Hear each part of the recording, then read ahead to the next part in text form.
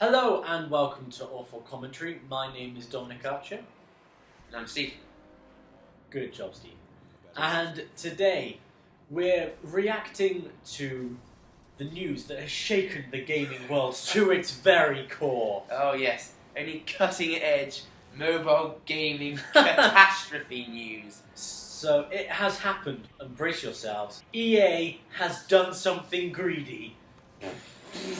The company that has constantly been rated the most hated in America has once again done something that has annoyed people. We're not sure, actually, A, that it's a shock, because it's EA and they're always doing stuff like this, and B, that it's even that bad of a thing to do. So, what has transpired is the new Need for Speed mobile game. Need for Speed No Limits. No Limits, which also helps poke the bear a little bit with the title of No Limits. I love irony. It's great, isn't it? So it has come to light that inside the game you'll be able to pay for fuel. Well, on first glance, does sound rather ludicrous. You race, and then you have to wait for your tank to refuel itself. Yes. Or, if you would like, you can purchase the money from EA and cut the time. Yeah. Cut the time down. Exactly. But seems to be lots of the articles online seem to be solely focusing on the "you're paying for fuel? My God, this is preposterous. This is what I do in real life. Why am I doing this in a video game?" Just focusing on paying for fuel and not really appreciating that you are paying for fuel, but you're more paying for time. And this is the idea that it does refuel itself over time. That in-game you can purchase even different kinds of currencies. Gold is the most expensive and therefore does the most. Yeah.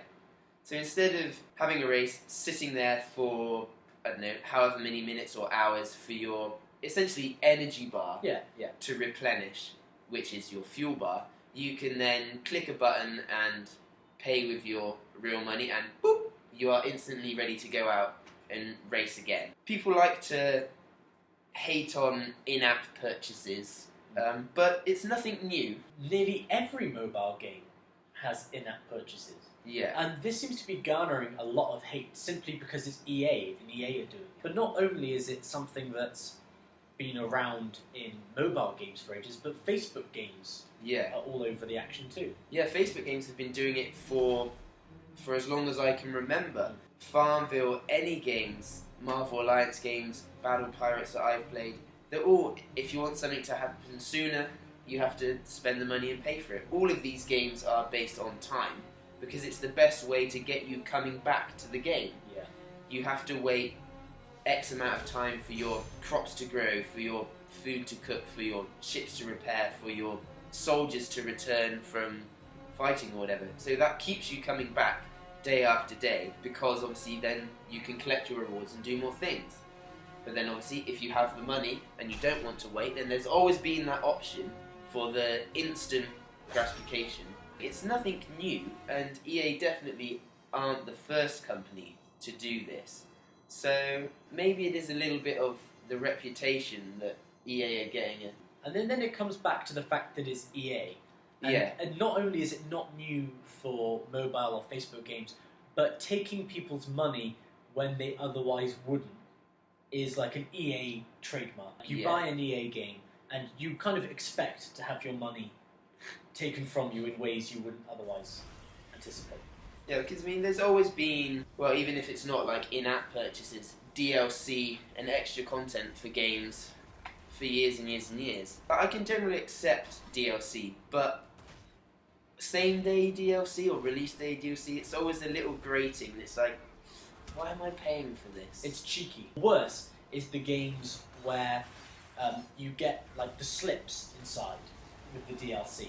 Yeah. Or like you have to pay for the multiplayer. So here are all the features of the game, but if you've bought a pre-played version, you have to pay again. It's just them trying to control the industry more than they already do. And EA dominate the gaming industry. Trying to get as much money out of the consumers. Bleeding you dry. I can sometimes understand the argument of wanting to add new content content to a game, to keep it fresh, to keep people coming back and interested. But that argument is kind of invalid when you have the same day release. It's like, well, you finished this game, and now you have this additional content, which is coming at me at the same time. Why is this not one product that is all-encompassing in my retail price of the game? It should be on my disc or on my digital download. EA don't have a particularly good track record, but they are certainly not the only people that do for sure. in-app purchases or sneaky and cheeky things with their DLC regarding money. Need for Speed No Limits, with its limiting fuel, Instantly posing a limitation on you the Yes. moment that you read the title. yeah, is not the best news that you'd want to hear. It would be nice to hear that maybe EA were giving something for free. Or giving your in-app money to charity. Oh, now, there we go. There's another one, EA. Marketing, I'm your guy. Come on. But I don't think it's necessarily the end of the world, or it's not big bad EA. It is a little cheeky, but it's not something that they have necessarily put behind a paywall. They're just allowing people to circumvent the time should they have the money to do so. Facebook Games have been doing it for years and years and years. It's not as bad as many people might think.